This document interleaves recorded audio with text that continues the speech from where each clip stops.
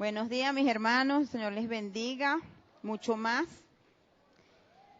Hoy vamos a continuar esta serie de estudios que hemos estado desarrollando relacionadas a la epístola a los hebreos. ¿Ok? Hoy nos corresponde estudiar el capítulo 10. La semana pasada el hermano Anthony fue el que desarrolló la clase anterior, ¿verdad? Estuvieron compartiendo sobre el capítulo 8 y 9 de la epístola a los hebreos. Él habló sobre el tabernáculo, la ley de Moisés, sobre que todo este sistema de sacrificios, el oficio sacerdotal, que todas esas cosas de la ley del Antiguo Testamento solo era sombra de algo que iba a venir, de algo mayor, de algo mejor, de algo nuevo. Y se refería al nuevo pacto. Ahora vamos a dar continuación, pero antes quiero recordarles o informarles, si hay alguno que está hoy por primera vez acá, escuchando este estudio por primera vez, quiero informarles que los estudios anteriores, todos los pueden conseguir en nuestro canal de YouTube, COC, el Nuevo Pacto. Allí usted podrá ver desde el principio, porque ya vamos por el capítulo 10 hoy, desde el principio cada una de las lecciones que hemos estado desarrollando aquí. También puede conseguir toda la serie de estudios sobre el tabernáculo, que fue necesario estudiarlo antes de entrar al desarrollo y al estudio de esta epístola a los hebreos. Así que si aún usted no ha tenido contacto, vamos a decirlo así, con nuestro canal, pues los invito, el canal de nuestra congregación COC, el Nuevo Pacto, suscríbase, dele a la campanita para que le llegue una notificación cada vez que montemos algo nuevo, dele me gusta, no sé, todo eso que usted le da e interactúa con todas esas páginas que usted sigue, todos esos sitios que a usted le gusta, y usted le da me gusta, se une, haga todo eso con nuestro canal de la congregación COC, el Nuevo Pacto, ¿sí? Ok, ahora sí vamos a continuar. Hoy vamos a desarrollar el capítulo 10, pero la clase la vamos a empezar donde culminó nuestro hermano Anthony el domingo pasado, porque él habló de lo que está en el capítulo 8 y 9, pero no completó todo el capítulo. Entonces vamos a empezar el estudio de hoy a partir del versículo 23 del capítulo 9. ¿Ok? El capítulo 10 es un poco extenso, así que vamos a ir leyendo, vamos a ir desarrollando poco a poco, conforme el tiempo nos ayude. ¿Ok? Bien, vamos a leer estos versículos del capítulo 9, epístola a los hebreos, desde el versículo 23 hasta el 28. Y dice así: fue pues necesario que las figuras de las cosas celestiales fuesen purificadas así, pero las cosas celestiales mismas con mejores sacrificios que estos, porque no entró Cristo en el santuario hecho de mano, figura del verdadero, sino en el cielo mismo, para presentarse ahora por nosotros ante Dios, y no para ofrecerse muchas veces, como entra el sacerdote en el lugar santísimo cada año con sangre ajena.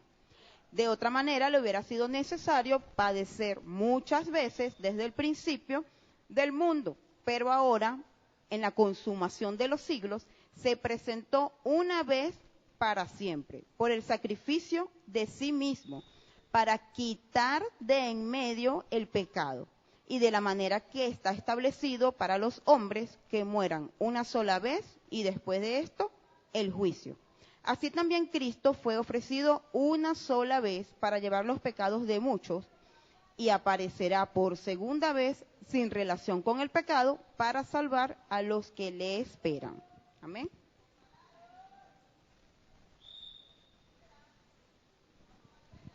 Bien. Entonces vemos aquí que los sacrificios del Antiguo Testamento o del Antiguo Pacto eran figuras terrenales de las realidades celestiales. Y las realidades celestiales requieren otro tipo de sacrificios, no el sacrificio de la sangre de los animales como se ofrecía en el tabernáculo y en el templo. Y lo completamente satisfactorio del sacrificio ofrecido por Cristo se comprueba por el hecho de que fue una sola vez. Se ofreció una sola vez. No fue necesario repetirlo. Simplemente con una sola vez bastó y sobró. ¿Ok? Vemos que en el versículo 24 dice que Cristo entró allí para presentarse ahora por nosotros ante Dios. Es decir, ante el mismo rostro del Padre, de Dios, de nuestro Creador. Cristo, dicen, Cristo no ha entrado a un santuario construido por el hombre. O sea, Él no entró en el tabernáculo, ya para el tiempo de Jesucristo pues no existía. Lo que existía en el tiempo de Jesús era el templo, ni siquiera era el templo de Salomón.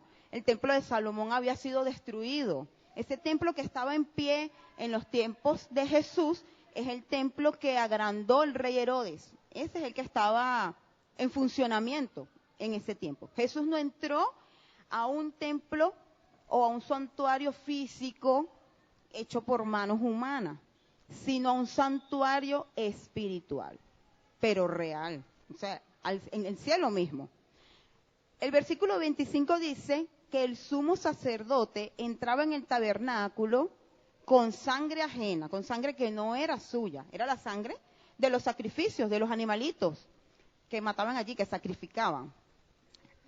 Y dice que lo tenía que hacer con frecuencia, es decir, constantemente, todo el tiempo, era algo repetitivo. El verso 26 dice, pero ahora, en la consumación de los siglos, es decir, en el final de los tiempos o el final de una época. O sea, esta frase que estamos leyendo aquí no podemos interpretarla como que se está refiriendo al fin del mundo. No se está refiriendo a eso, sino que se está refiriendo al fin de una época. Los acontecimientos bíblicos están clasificados en eras o en épocas.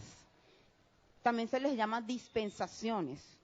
Hay diferentes dispensaciones que se han ido cumpliendo a lo largo de la historia de forma cronológica y que cada una de ellas tiene características muy singulares que tienen que ver con el trato de Dios con el hombre, o mejor dicho, con su creación. Y cada dispensación tiene características diferentes. Entonces, cuando el autor escribe esto y se refiere a la consumación de los siglos, está hablando de la terminación de un tiempo y se está refiriendo al final del antiguo pacto. Cuando el Señor Jesús llega a la tierra, cuando él estuvo aquí en la tierra, Él marcó un antes y un después. Bueno, en la historia siempre lo vemos, ¿verdad? Cuando vemos algunas fechas que dicen año 400 antes de Cristo o después de Cristo. Pero Él marca el fin de una dispensación y el inicio de una nueva. El fin de la era de la ley o el fin del antiguo pacto y el inicio de una nueva era, que es esta que nosotros estamos viviendo ahorita. Le podemos llamar la era de la gracia o la era de la iglesia, la dispensación del Espíritu Santo o el nuevo pacto. Con diferentes nombres le podemos llamar, pero es la misma era. Esta era que inicia con la venida del Cristo al mundo para morir por nosotros. ¿Okay? Sigue diciendo el versículo, se presentó una vez y para siempre por el sacrificio de sí mismo para quitar de en medio el pecado. Vemos aquí una diferencia. El sumo sacerdote entraba con sangre ajena, con sangre de los animales, de los sacrificios. Pero Jesús entró para entregarse a Él en cuerpo completo y con toda su sangre, su propia sangre, no sangre ajena. Y dice aquí esta palabra para quitar. Y la definición de quitar es remover algo tan completamente que no quede rastro alguno. Que usted remueve algo que cuando uno pasa por ahí ni siquiera quede allí una marquita de que ahí hubo algo. A eso se refiere esa palabra quitar. O sea que si el Señor quitó el pecado, no queda nada, no queda ni el rastro, ¿verdad? Ok, entonces en el versículo 27 dice, y de la manera que está establecido para los hombres que mueran una sola vez y después de esto, el juicio. Pues nosotros entendemos que una persona que no es salva, que no ha sido salvada, una persona que no ha aceptado el sacrificio del Señor, que no acepta a Jesucristo como su Redentor, una persona que no es salva, pues. El futuro que le espera es el juicio frente al gran trono blanco. Más adelante, cuando nos toque estudiar el Apocalipsis, profundizaremos un poquito más en esta parte, ¿no? Pero nosotros también sabemos y estamos seguros de que los creyentes no vamos, ese no es nuestro futuro. Nosotros no vamos a comparecer a ese juicio del gran trono blanco. Nosotros también vamos a pasar por un proceso jurídico, si se puede decir de esa manera, un proceso legal, porque también vamos a estar frente a un tribunal, pero en condiciones totalmente diferentes, porque nosotros sí somos santos, hemos sido salvados, reconocemos al Señor Jesucristo como nuestro Salvador, nuestro Redentor. Así que nuestro futuro es diferente. El versículo 28 dice que el Señor aparecerá por segunda vez y debemos entender también que esta que menciona el autor, esta segunda vez, no se refiere al arrebatamiento de la iglesia, no se refiere al tiempo en que el Señor vendrá y se llevará a su iglesia, sino a su segunda venida, que esto también lo vamos a estudiar más adelante, y en su segunda venida ya Él vendrá como soberano para juzgar la tierra. ¿Ok? Ahora vamos a entrar al capítulo 10.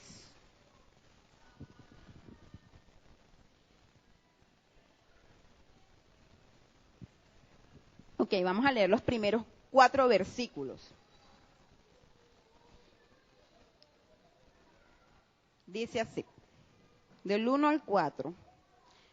Porque la ley, teniendo la sombra de los bienes venideros, no la imagen misma de las cosas, nunca puede, por los mismos sacrificios que se ofrecen continuamente cada año, hacer perfectos a los que se acercan. De otra manera, cesarían de ofrecerse. Pues los que tributan este culto, limpios una vez, no tendrían ya conciencia de pecado.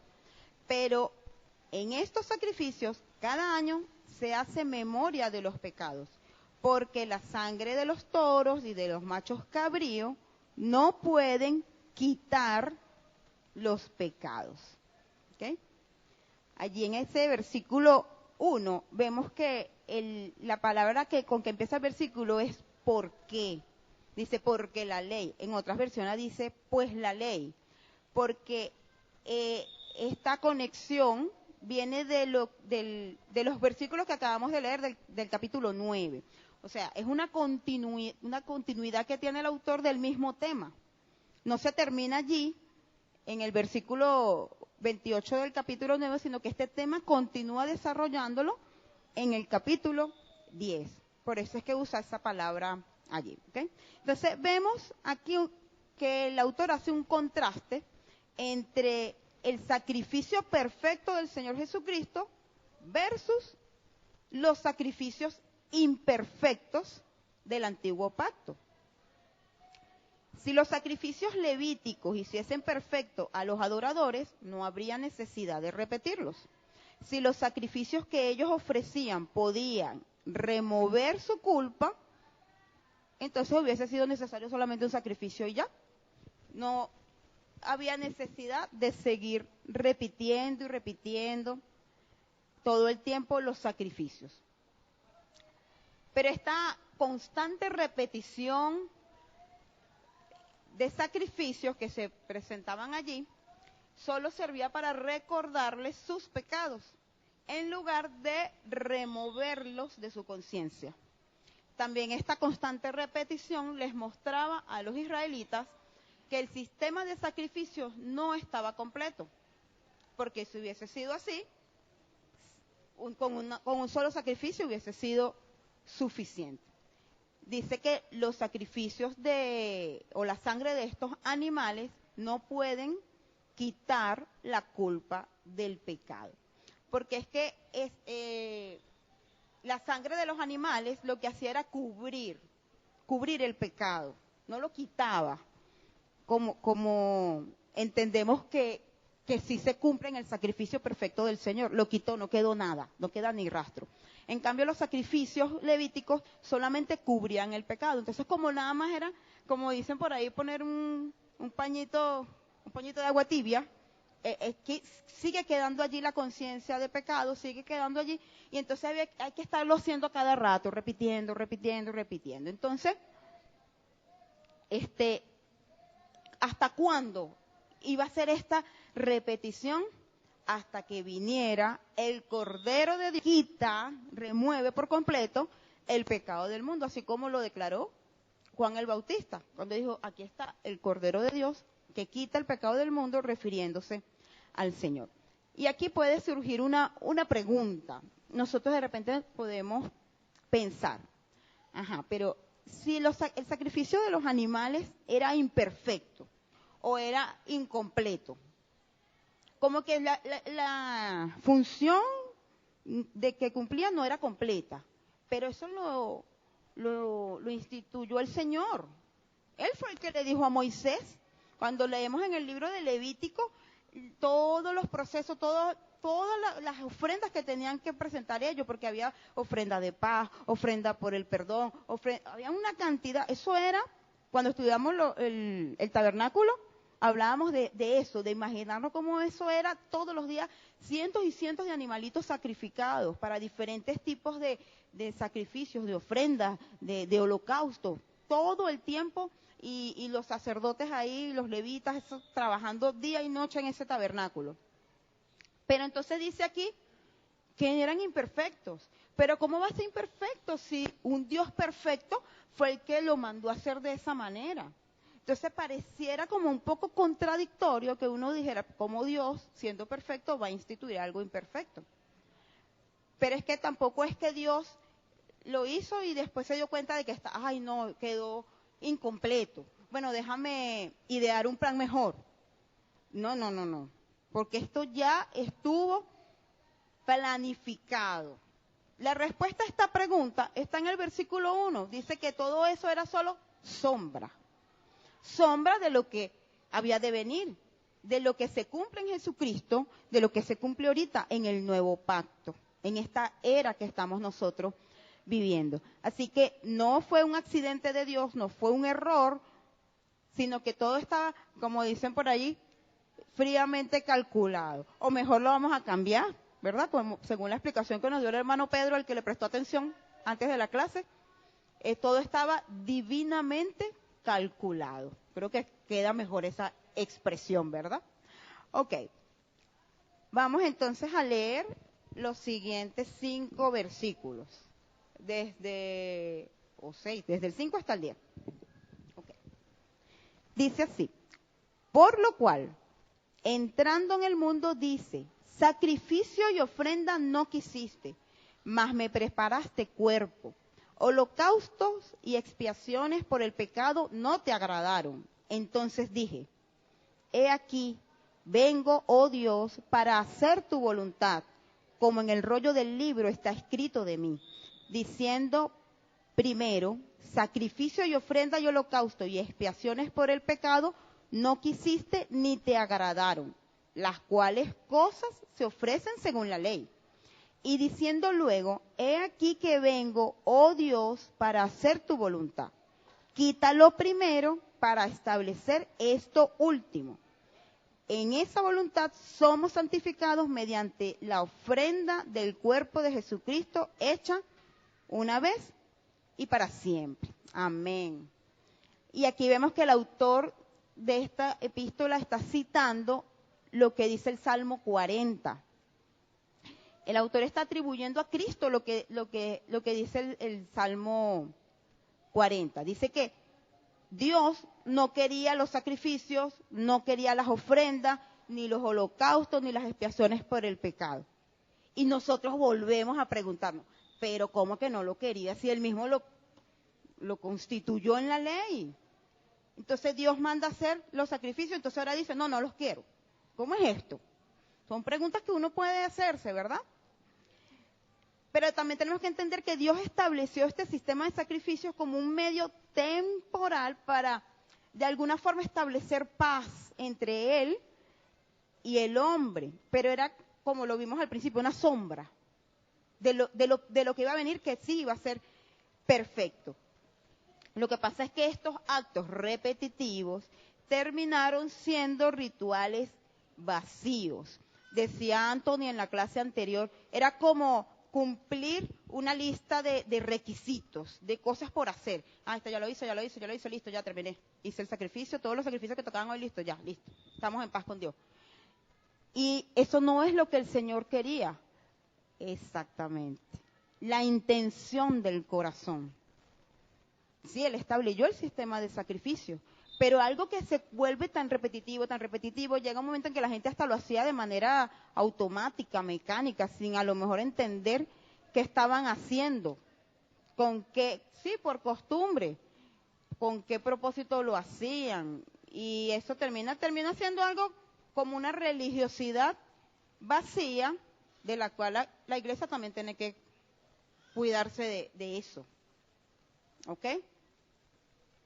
Dijo el Señor Jesús, me preparaste cuerpo. Fíjense que ese texto que acabamos de leer, estos versículos que acabamos de leer, está como en primera persona, hablando, me preparaste cuerpo y yo te dije, yo quiero cumplir tu voluntad. Es como el Señor Jesús hablando al Padre, ¿verdad? Y se necesitaba un cuerpo perfecto para poder cumplir con un sacrificio perfecto. Ninguno de los animalitos, las cabritas, los corderos, los machos cabríos, ninguno podía cumplir el sacrificio perfecto. Y el único que podía proveer el cordero perfecto para el sacrificio perfecto es un Dios perfecto.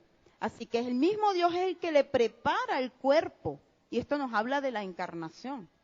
Dice, me preparaste un cuerpo.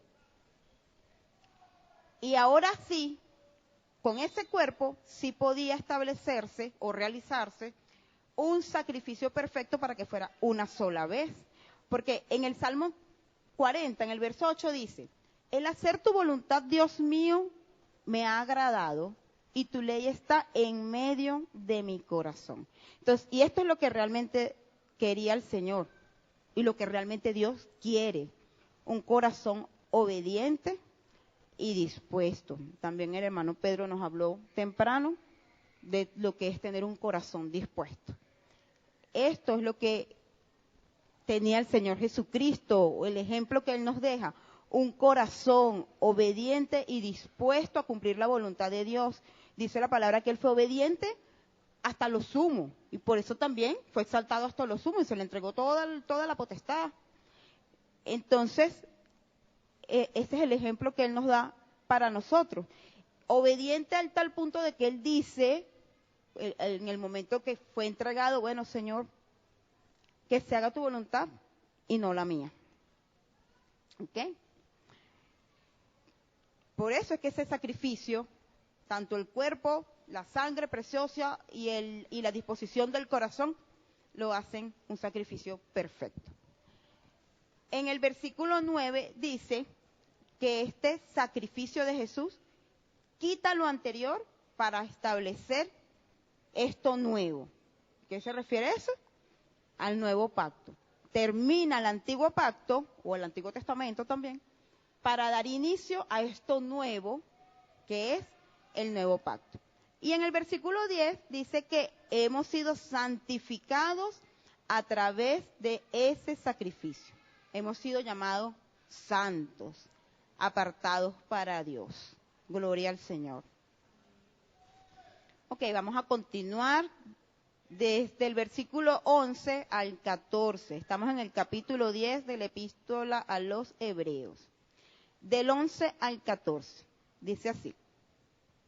Y ciertamente todo sacerdote está día tras día ministrando y ofreciendo muchas veces los mismos sacrificios que nunca pueden quitar los pecados. Pero Cristo, habiendo ofrecido una vez y para siempre un solo sacrificio por los pecados, se ha sentado a la diestra de Dios. De ahí en adelante esperando hasta que sus enemigos sean puestos por estrado de sus pies. Porque con una sola ofrenda hizo perfectos para siempre a los santificados. Gloria a Dios. Qué bello, ¿verdad? El autor de la epístola vuelve a hacer un contraste aquí entre el oficio del sacerdote del antiguo pacto y el oficio de nuestro sumo sacerdote del nuevo pacto. Él dice que los sacerdotes, todo día tras día ofreciendo sacrificios. Bueno, eso era un trabajón. Ellos tenían que cumplir guardias. Se turnaban para poder cumplir con todos esos sacrificios todos los días, todos los años, todos los meses, todas las semanas. Wow. Pero dice que el Señor Jesucristo hizo esa labor de sacerdote, entró al lugar santísimo, presentó su ofrenda una sola bastó, una sola, perfecta. Y después se sentó, listo. Y no se sentó en cualquier lado, a la diestra del trono de la majestad. Allí se sentó. Esa fue su obra, una sola, un sacrificio, porque basta con ese sacrificio para que todo el pecado sea removido, sea quitado.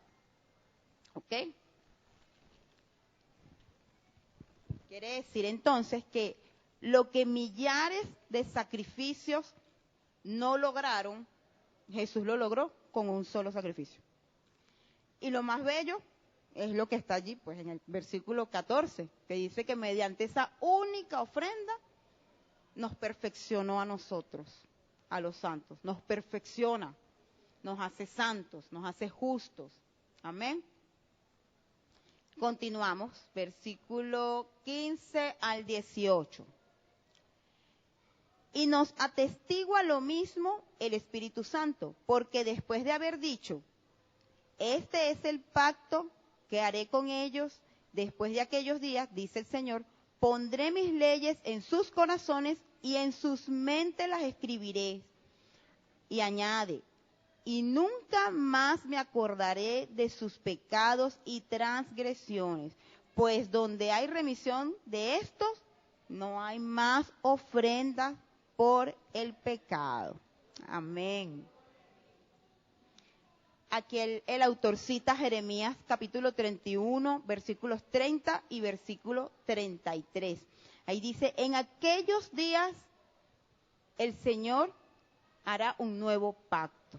Vemos aquí el cumplimiento de esa palabra, ¿verdad? Porque se está refiriendo a esto que nosotros estamos viviendo, a esto que estamos disfrutando. ¿Ok? Y dice, pondré mis leyes en su corazón y las escribiré en su mente. Y esto nos habla de la obra del Espíritu Santo, porque Él es el que nos trae a memoria la palabra de Dios. ¿Sabe? Nosotros somos muy privilegiados. Y ahorita me estoy refiriendo a los de esta era del siglo XXI. Porque en los tiempos antiguos no todo el mundo tenía acceso a las escrituras. En los tiempos de Jesús, en los primeros siglos, en los tiempos del apóstol Pablo, no todo el mundo tenía acceso a las escrituras. De hecho, el nivel de analfabetismo era de más del 90%. Muy pocas personas sabían leer. Eso de la lectura y estudio de las escrituras era solo para un sector pequeño, para los escribas, para los sacerdotes, para los maestros. Las personas tenían que ir a la sinagoga para poder escuchar que alguien sacara un rollo y lo leyera y lo explicara lo que estaba allí descrito. El Señor Jesucristo pasó 3 años y un poquito más con un grupo de hombres, con sus discípulos, con sus apóstoles, enseñándole una cantidad de cosas, muchas cosas. Y ya al final, cuando él sabe que ya se está cumpliendo el tiempo y empieza como a tener una actitud de despedida, los discípulos se angustian en su corazón, porque ellos decían, wow, se va y nos va a desamparar. Y todas estas cosas que nos está enseñando, que creo que todavía ellos ni siquiera habían terminado de entender bien toda esa información que el Señor Jesús les estaba dando. Y el Señor les decía, no se pongan tristes, les conviene que yo me vaya, porque cuando yo me vaya, yo les voy a mandar al Espíritu Santo. Y Él se encargará de recordarle todas estas cosas que yo les he enseñado. Y eso se cumplió, esa promesa. En Pentecostés, cuando viene el Espíritu Santo, todos son llenos. Y todo aquel que aceptaba la predicación del Evangelio era lleno del Espíritu Santo, como hoy somos llenos del Espíritu Santo. Y entonces el Espíritu Santo se encargó de recordarle bien a todos esos apóstoles para que todo lo dejaran por escrito. Y ahora nosotros lo tenemos en las Biblias, que ahora la Biblia hasta es gratis, porque usted la descarga en su celular. Yo la estoy leyendo en el celular, porque no traje mi Biblia y aquí tiene la letra más grande y puedo leer mejor. Hasta tienes el acceso gratuito. Pero entonces vemos ese cumplimiento. Dice, pondré mi ley en tu corazón. Todas las personas ahora pueden tener acceso a la ley de Dios y guardarla en su corazón. No es solo leer la Biblia ya, porque leer la Biblia sin el Espíritu Santo no tiene transformación de vida, transformación del alma. Cuando se habla de que la ley está puesta en nuestro corazón es porque hay transformación de nuestras vidas. Y con la iluminación y la ayuda del Espíritu Santo nos hace entender todo lo que está escrito en su palabra. Y en el momento en que lo necesitamos, Él lo va a traer a nuestra memoria. Si usted no lee la Biblia, el Espíritu Santo, ¿qué le va a traer a la memoria? Que usted recuerde que si ni siquiera lee la Biblia. Entonces tenemos que leer, no solo leer, decía aquí el maestro Eliezer. La Biblia no es para leerla, la Biblia es para estudiarla. Entonces leerla, escudriñarla, estudiar, meditar y recibir del Espíritu Santo la iluminación para entender e interpretar correctamente esa revelación, que es una bendición que la tengamos en este tiempo por escrito, a diferencia de los primeros cristianos. ¿Ok? Dice el versículo 17, nunca más me acordaré de sus pecados. Aleluya, dice mi hermana por allá. Qué bonito, que el Señor nos limpia. El Señor no va a venir a recordarle a usted su pasado, pero en eso nosotros sí somos expertos. Yo leí algo que decía, un pastor que dijo, el Señor echó todos los pecados al fondo del mar y puso un letrero, prohibido pescar, porque a nosotros nos gusta ponernos el traje de buzo para meternos allá al fondo a buscar. No, y lo más tremendo es que no solo vamos a buscar el pecado del cual Dios nos limpió y lo removió, sino que también somos expertos recordándole al otro su pecado pasado. El otro que también es salvo. Y recordar, mira hermano, cometemos errores. A veces se cometen errores que son visibles. Esos que no lo puedes esconder y de repente en la congregación pues todo el mundo se entera de que una persona falló, de que una persona se equivocó, erró, pecó, se equivocó. Pero esa persona se arrepiente y el Señor lo perdona, el Señor lo restaura, pero nosotros seguimos recordando aquello que hizo ese hermanito o esa hermanita. No, pero mira, el hermano se restauró. Lo ponemos en duda. Para eso sí nosotros somos expertos. Y esto es tremendo porque si Dios mismo no te saca ese pasado, porque nosotros sí tenemos que estar removiendo por allá atrás, removiendo las aguas para ver qué sale allí. Bueno, un llamado de atención aquí. Dice un dicho por ahí, al que le quede la bota, que se la ponga. Ay, Señor, ayúdanos. Ok, vamos a continuar. Versículo del 19 al 25. Dice, así que, hermanos, teniendo libertad para entrar en el lugar santísimo por la sangre de Jesucristo, por el camino nuevo y vivo que Él nos abrió a través del velo, esto es, de su carne, y teniendo un gran sacerdote sobre la casa de Dios, acerquémonos con corazón sincero, en plena certidumbre de fe, purificados los corazones de mala conciencia y lavados los cuerpos con agua pura. Mantengamos firme, sin fluctuar, la profesión de nuestra esperanza, porque fiel es el que lo prometió. Y considerémonos unos a otros para estimularnos al amor y a las buenas obras, no dejando de congregarnos, como algunos tienen por costumbre, sino exhortándonos, y tanto más cuando veis que aquel día se acerca. Ok. Aquí hay 3 aspectos importantes que tenemos que tomar en cuenta. El primero es que nosotros tenemos acceso libre y directo a la presencia de Dios. No necesitamos ningún intermediario. El Señor, dice la palabra que cuando Él murió en la cruz, el velo se rompió, el velo del templo, el velo que separaba el lugar santo del lugar santísimo. Ese lugar santísimo que representa la presencia de Dios. Ese lugar santísimo donde nadie podía entrar, solo una persona una vez al año, y tenía que cumplir con una cantidad de características. Esto lo explicó el hermano Daniel cuando estudiamos las vestiduras sacerdotales. Y le explicó todas esas características y lo que pasaba si la persona no cumplía con la purificación adecuada, lo que le pasaba si entraba en esas condiciones al lugar santísimo. Qué difícil poder entrar a la presencia de Dios en el antiguo pacto. Pero ahora en el nuevo pacto, el Señor, por la obra del sacrificio del Señor, se rompe el velo, es decir, todos tenemos acceso libre al Padre. Todos podemos hablar con el Padre.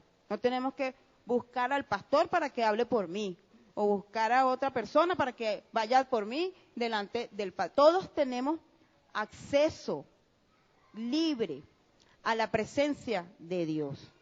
Ahora, si la persona no quiere entrar, bueno, eso no es obligado. Eso ya es decisión de cada quien.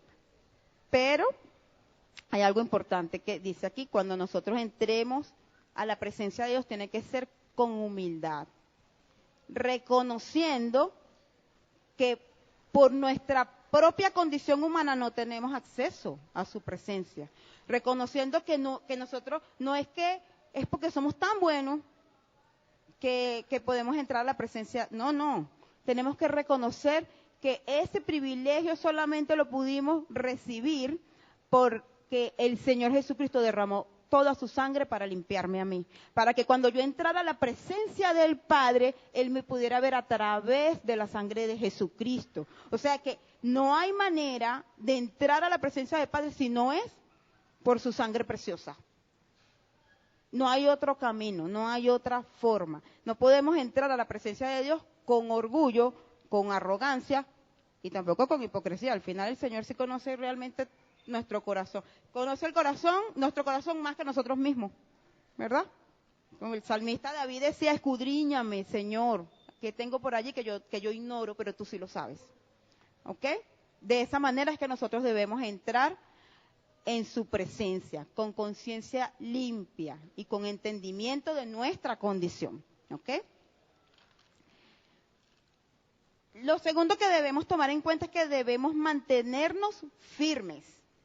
En el versículo 23 vemos que el autor le dice a los destinatarios, los primeros destinatarios de esta carta, a los hebreos, les dice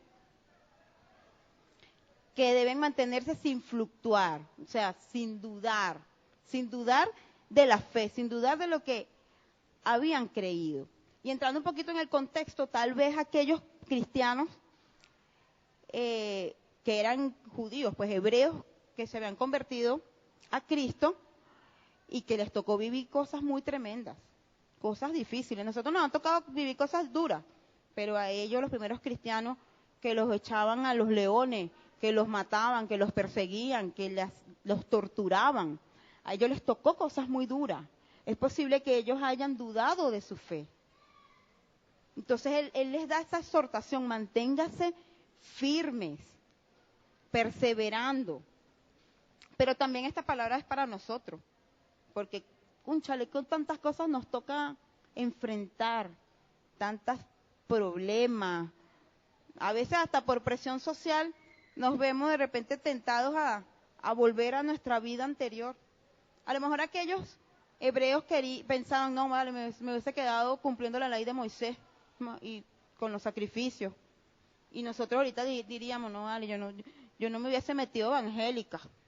Mira todos estos problemas ahora que se me vienen, me hubiese quedado como estaba. Como decía el pueblo, me hubiese quedado en Egipto. Eso es fluctuar en la fe. Y el llamado que hace aquí el autor es: manténganse firmes, perseverando. Y lo tercero, también muy importante, dice que debemos motivarnos, animarnos mutuamente, apoyarnos, precisamente por esto. Porque es que nosotros nos tocan vivir situaciones difíciles en nuestra vida, situaciones que nos desaniman, que no queremos continuar. Y entonces ahí es donde entra ese compañerismo, esa comunión con el hermano para apoyarte. Porque a lo mejor hoy es un hermano que se siente débil y yo estoy ahí, no, mi hermano o mi hermana, claro que sí, sí se puede, mira, recuerda la promesa del Señor. Pero en otro día puedo ser yo, que lo he vivido, lo he experimentado. Y viene otro hermano a sostenerme, a llorar conmigo, a darme una palabra de aliento, a recordarme las bendiciones y las promesas del Señor. O sea, nosotros, aquí como estamos ahorita, entre todos, ayudándonos, nos podemos mantener firmes. Creo que será más fácil perseverar y mantenernos firmes en la fe, en esta comunión. Por eso es que es importante congregarnos. ¿Sabe? Aquí nosotros venimos y estamos en el servicio, y nuestro servicio, como todo, pues tiene ciertas estructuras. A tal hora esto, a tal hora lo otro, y el culto termina a tal hora. Ajá. Y muchas veces termina el culto y te vas corriendo. Y resulta que tienen que haberse dado cuenta de que cuando el servicio termina, siempre se quedan varios grupitos compartiendo, hablando, conversando cosas. También aprovechamos para hacer algunas reuniones ministeriales, claro que sí. Y ese tiempo es importante.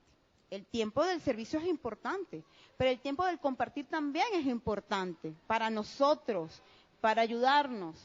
Aquí nos vemos nada más los domingos, pero en la semana los que tenemos la oportunidad de pertenecer a un grupo familiar, también ahí nosotros cantamos, oramos, adoramos, leemos la palabra, estudiamos la palabra, pero también hay un tiempo de hablar cosas, nuestras cosas, de presentar un problema y orar entre nosotros por esa situación, de darnos tal vez un consejo, un apoyo. Eso es importante. Las convivencias. En el parque también cantamos, adoramos, escuchamos la palabra y después uno pone por allá su sábana, trajo una comidita, comparte con el otro, echamos broma, conversamos. Ese convivir es importante, es necesario entre nosotros.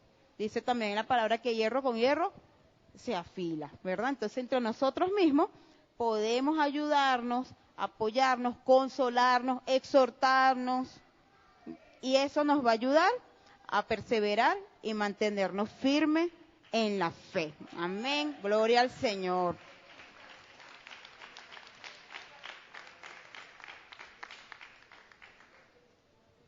Qué bonito todo esto, ¿verdad? Todo muy bonito hasta aquí, pero ahora viene una advertencia. Siempre hay un pero.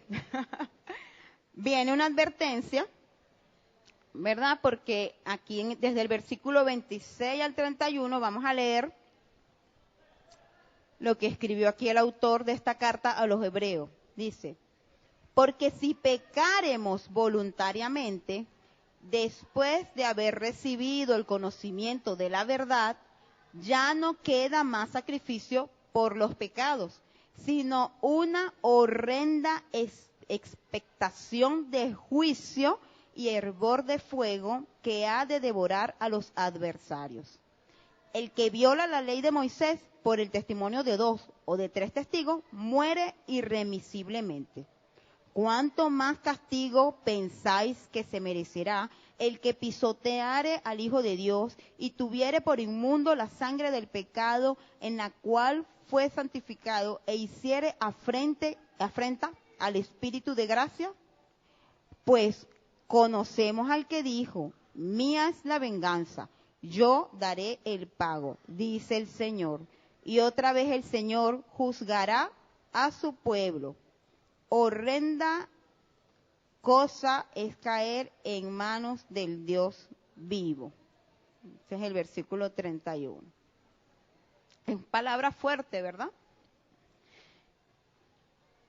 Vamos a volver al contexto del tiempo en que fue escrita esta carta a creyentes hebreos, ¿verdad?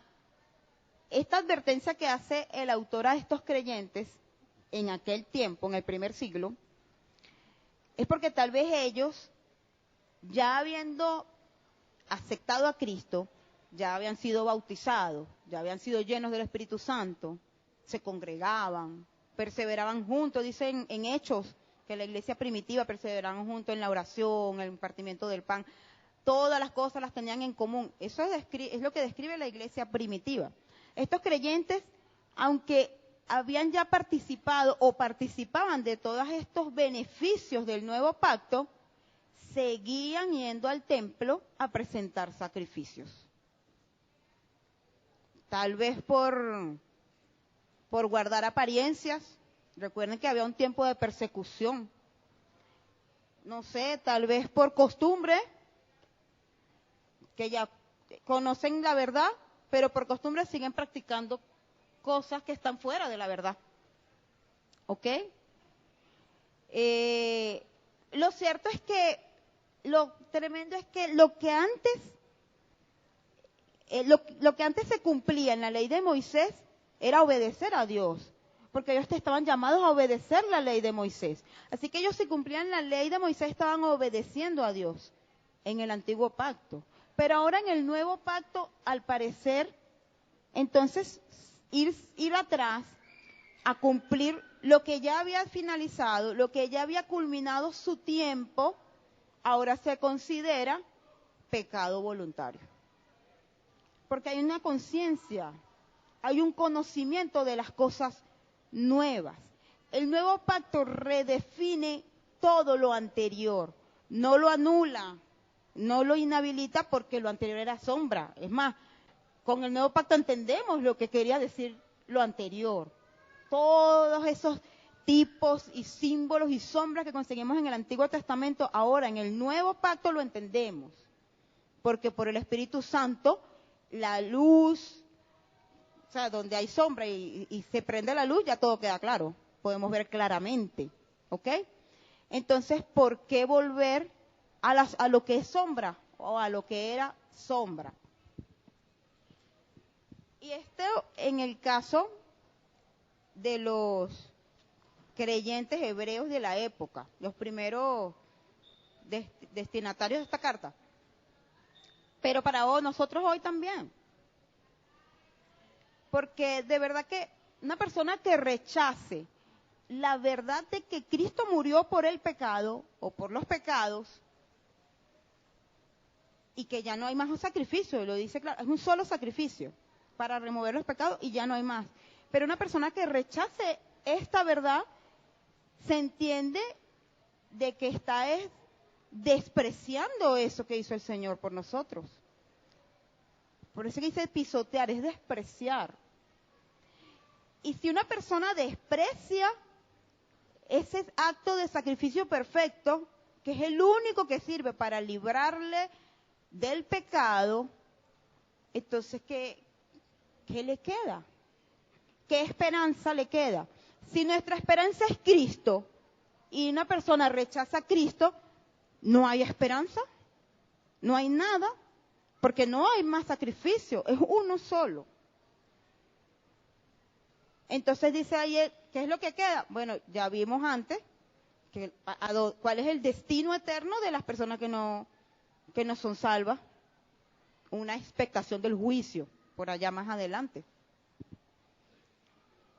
Entonces, es tremendo porque Fíjense lo que dice lo que escribió el apóstol Pedro en su segunda carta, capítulo 2, versículo 21. Dice: mejor les hubiera sido no haber conocido el camino de la justicia, que después de haberlo conocido, volverse atrás del santo mandamiento que les fue dado.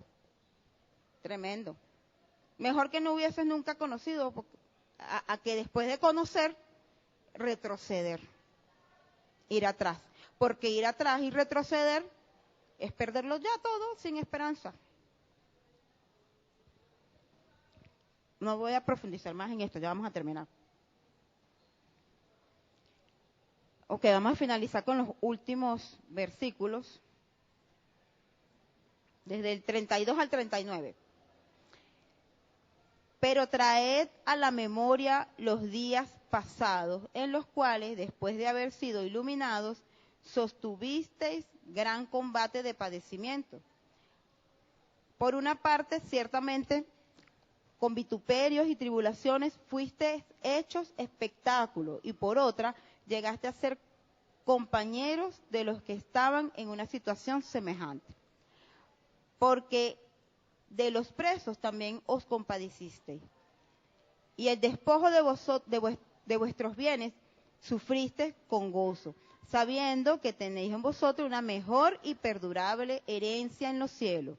No perdáis pues vuestra confianza, que tiene grande galardón, porque os es necesaria la paciencia, para que, habiendo hecho la voluntad de Dios, obtengáis la promesa. Porque aún un poquito, y el que ha de venir, vendrá y no tardará. Mas el justo vivirá por la fe, y si retrocediere, no agradará a mi alma. Pero nosotros no somos de los que retroceden para perdición, sino de los que tienen fe para preservación del alma. Amén. Aquí el autor vuelve a hacer un llamado a la perseverancia, y también dice paciencia. Seamos perseverantes en la fe y tengamos paciencia, porque lo que nos espera es una gran recompensa. Tal vez, como les decía al principio, nos ha tocado cosas duras, nos ha tocado enfrentar problemas fuertes, dolores, traiciones de gente que uno ama y te traicionan, crisis económica, financiera, que tanto nos afecta emocionalmente, ¿verdad? Tantas cosas que nos toca enfrentar, pero dice aquí que con paciencia alcanzaremos la recompensa. Ya nosotros estamos disfrutando de esta recompensa, pero aún no se ha completado lo perfecto, que ya será un disfrute eterno de esta recompensa. Dice el autor que falta poco para que venga el que ha de venir. Tenemos que ser esforzados y valientes, ¿verdad? De verdad, porque es que vivimos tiempos difíciles. Mire, cada vez que vemos las cosas que del mundo, pareciera que todo va en contra de lo que está establecido en la palabra de Dios, pero de una manera descarada, ¿verdad? Estamos viviendo tiempos duros, tiempos muy difíciles, pero nosotros no estamos llamados a vivir por lo que ven nuestros ojos, sino por la fe. Dice, los justos vivirán por la fe. Y ese es el próximo tema, el capítulo 11, que vamos a desarrollar la próxima semana, sobre la fe.